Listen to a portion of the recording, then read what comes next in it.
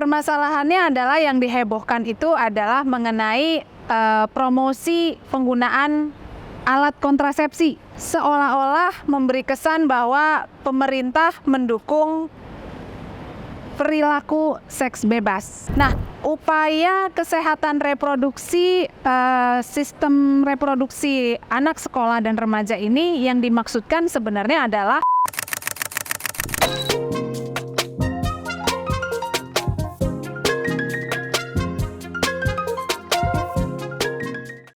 Halo Sobat IARVI, bertemu lagi dengan saya Dr. Julita Nainggolan, spesialis obstetri dan ginekologi. Kali ini kita mau membahas mengenai topik yang sedang hangat saat ini, pro dan kontra keluarnya peraturan pemerintah baru nomor 28 tahun 2024. Jadi sedang ramai mengenai pro kontra keluarnya peraturan pemerintah baru nomor 28 tahun 2024. Sebenarnya peraturan pemerintah ini adalah sebagai pelaksanaan Undang-Undang nomor 17 tahun 2023 mengenai upaya sistem kesehatan reproduksi pada anak-anak usia sekolah dan remaja. Nah, permasalahannya adalah yang dihebohkan itu adalah mengenai promosi penggunaan alat kontrasepsi. Seolah-olah memberi kesan bahwa pemerintah mendukung perilaku seks bebas. Tapi sebenarnya mengenai peraturan pemerintah yang nomor 28 2024 ini, isinya sebenarnya cukup kompleks, tidak hanya sekedar penggunaan kontrasepsi. Berikut saya jelaskan paparannya. Pada pasal 103 ayat 1, bunyinya adalah upaya kesehatan sistem reproduksi usia sekolah dan remaja. Nah, upaya kesehatan reproduksi, sistem reproduksi anak sekolah dan remaja ini yang dimaksudkan sebenarnya adalah memberikan informasi, komunikasi, dan edukasi. Jadi kompleks. Jadi bukan hanya sekedar himbauan untuk menggunakan kontrasepsi. Ini menjadi mispersepsi di masyarakat. Nah, kalau kita lihat upaya ini mencakup apa aja itu ada di ayat 2.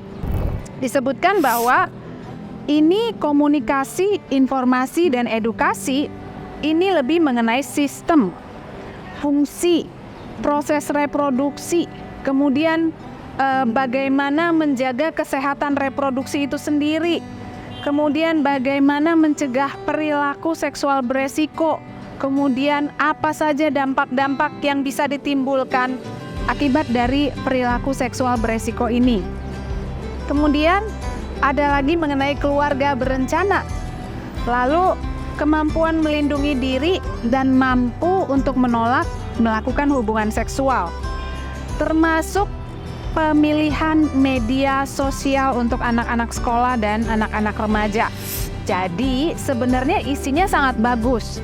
Jadi kita para orang tua, kita harus punya pengetahuan supaya kita juga bisa sharing, kita memberikan informasi, kemudian kita memberikan edukasi kepada anak-anak kita sehingga pemahaman mereka tentang sistem kesehatan reproduksi mereka cukup baik. Kemudian di ayat yang keempat disebutkan bahwa pelayanan kesehatan reproduksi yang dimaksud adalah meliputi deteksi dini atau screening dari penyakit reproduksi, kemudian pengobatan, rehabilitasi, konseling, ya, kemudian penyediaan alat kontrasepsi.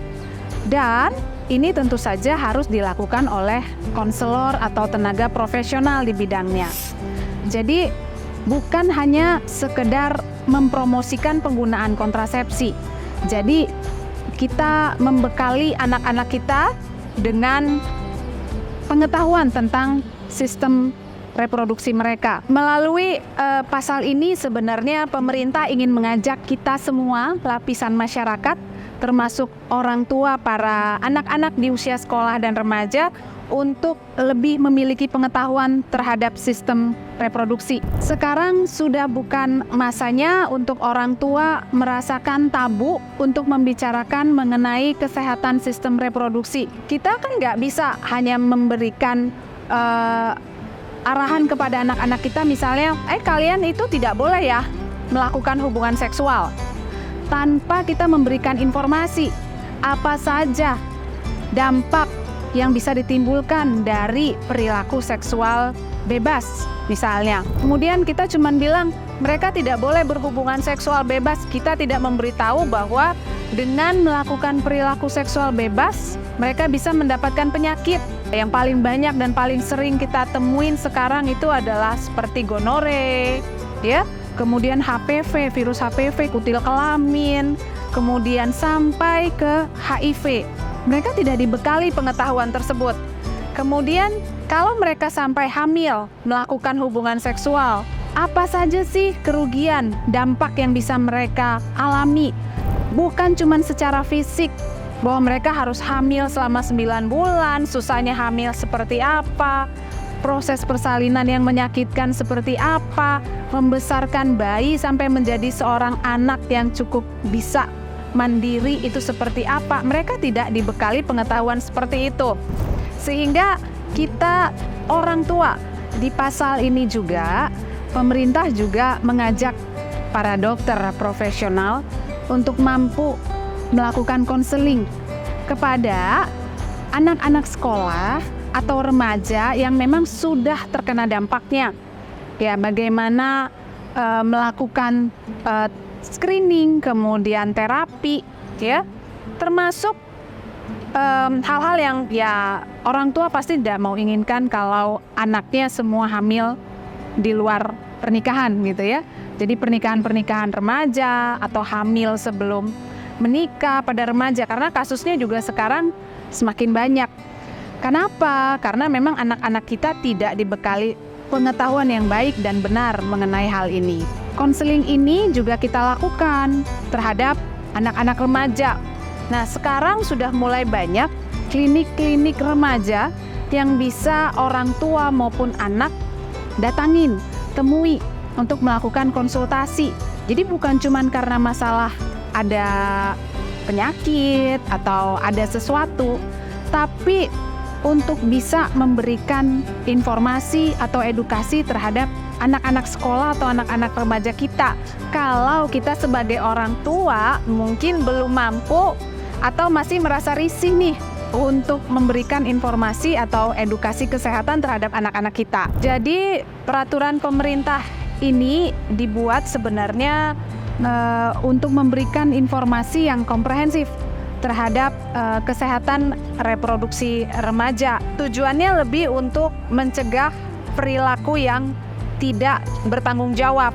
Jadi bukan melegalkan seks bebas. Hanya saja memang jika hal-hal tersebut sudah terjadi melalui PP ini, pemerintah juga ingin nih semua tim profesional, ya, konselor terlibat kalau memang sudah terjadi hal-hal yang tidak diinginkan, sehingga ada proses screening, ada proses pengobatan, dan kemudian penyediaan alat kontrasepsi. Nah, untuk penyediaan alat kontrasepsi, screening, dan lain sebagainya ini kita bisa langsung bertemu dengan para pakar, dengan para ahli profesional, ya, untuk memilah sebenarnya alat kontrasepsi apa sih yang paling efektif, terutama untuk mencegah terjangkitnya anak-anak kita dari infeksi menular seksual yang nanti akan berdampak buruk di masa depan mereka. Apa saja kontrasepsi metode lain yang mungkin bisa dipakai, ya, plus minusnya apa? Nah, ini bisa dikonsultasikan karena dengan majunya era teknologi, akses informasi tadi mereka bisa ambil, bisa lihat, ya, mereka bisa akses dari mana saja sebebas-bebasnya. Karena yang namanya orang tua nggak mungkin 24 jam bisa terus mengobservasi anak-anaknya gitu ya. Jadi peraturan pemerintah yang baru ini sebenarnya sangat baik jika kita melihatnya dari sisi positif. Dengan kemajuan era digitalisasi sekarang, kita juga perlu melakukan banyak adaptasi terhadap perilaku anak-anak sekolah maupun anak-anak remaja kita saat ini. Karena semakin tingginya perilaku seksual beresiko, Ini terjadi karena kita selalu mengkat informasi yang sebenar-benarnya dengan pertimbangan risi dan tabu.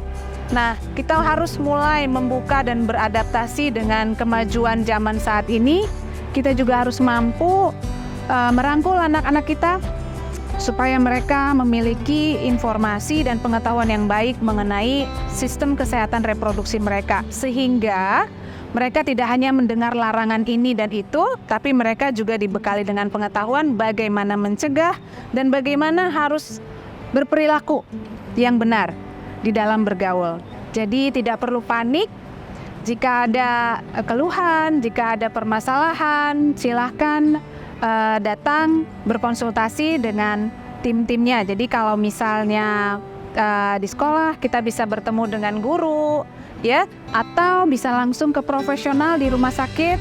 Ada cukup banyak klinik remaja yang bisa memberikan atau memiliki akses untuk memberikan informasi dan edukasi mengenai perihal ini.